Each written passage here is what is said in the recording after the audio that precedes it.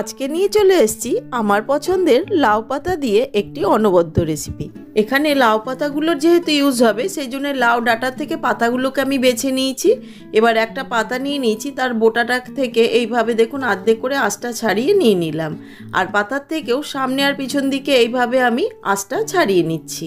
নিয়ে দু হাতের মধ্যে কানে নিয়ে এইভাবে ডলে নেব যাতে করে পাতাটা খুব নরম হয়ে যায়। একইভাবে সব লাউ পাতাগুলোকে হাত দিয়ে ডলে ডলে নিয়ে খুব ভালো করে ধুয়ে জল ঝরিয়ে নিয়েছি।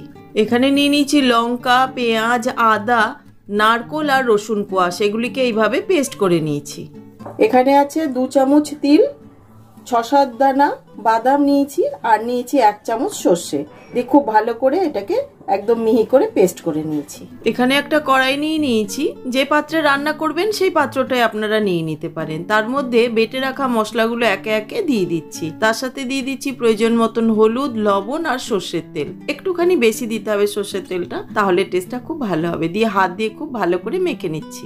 এবার এই যে ধুয়ে রাখা লাউ পাতাগুলো এর মধ্যে দিয়ে দিলাম। খুব ভালো করে মেখে নিতে হবে, চটকে চটকে বেশ ভালো করে। খেয়াল রাখতে হবে পাতাগুলো ছিঁড়ে না যায়। মাখা হয়ে গেছে, এবার এর মধ্যে দিয়ে দিচ্ছি কিউব করে কেটে রাখা পনির। পনিরটা সম্পূর্ণই অপশনাল, আপনাদের কাছে না থাকলে নাও দিতে পারেন। শুধু লাউ পাতা দিয়ে করবেন, সেটাও খুব ভালো লাগে খেতে।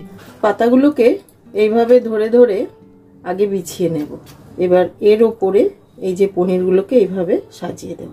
ভাপে ভাপে রান্নাটা হবে, আর এর মধ্যে শুকনো লঙ্কার কোনোভাবে কিন্তু ব্যবহার হবে না। এবার দিয়ে দিচ্ছি কেটে রাখা টমেটো, কয়েকটা চেরা কাঁচা পাকা কাঁচা লঙ্কা দিয়ে দিচ্ছি বাটি ধোয়া খানিকটা জল, তবে খুব বেশি জল দেওয়ার দরকার নেই। ঢাকা দিয়ে দিচ্ছি, তবে ঢাকা খুলে কিন্তু মাঝে মাঝে নেড়ে নিতে হবে। প্রায় 5-6 মিনিট হয়ে গেছে, ঢাকাটা খুলে নিচ্ছি।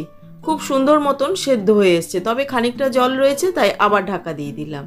হয়ে গেছে, এবার ঢাকাটা খুলে নিচ্ছি। ওপর থেকে ধনেপাতা কুচি দিয়ে দিলাম, দিয়ে দিচ্ছি সামান্য পরিমাণে চিনি, আর দিয়ে দিলাম কাঁচা সর্ষের তেল। দিয়ে খুব ভালো করে নেড়ে মিশিয়ে গ্যাসটা অফ করে এবার স্ট্যান্ডিং টাইমের জন্য রেখে রাখলাম প্রায় 10-12 মিনিটের জন্য। Standing time over. এবার আমি গরম গরম ভাতের সাথে সার্ভ করে দিচ্ছি। একদম নরম হয়ে গেছে, পুরো মাখনের মতন। লাউ শাকের অনেক রেসিপি আমরা ট্রাই করি, তবে এটা একবার ট্রাই করে দেখবেন, দারুণ লাগে খেতে। অসম হয়েছে, গন্ধটা দুর্দান্ত বেরোচ্ছে। একটা মানে অন্যান্য লাউ পাতার রেসিপিতে এরকম স্মেল আসে না, কিন্তু লাউ পাতার একটা টিপিক্যাল স্মেল থাকে অন্য। খুব সুন্দর নারকোল আছে না এর মধ্যে, এর স্মেলটা আলাদা।